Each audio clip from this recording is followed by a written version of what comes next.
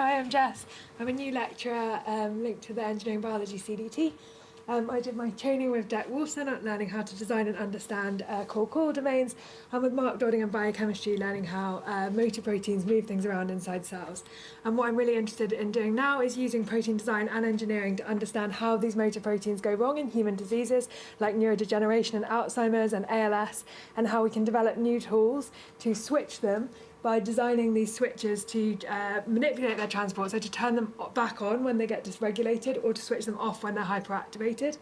And also learning how these proteins work by building them from the bottom up and taking them apart and building de novo domains in order to understand how these motor proteins function and how they're regulated.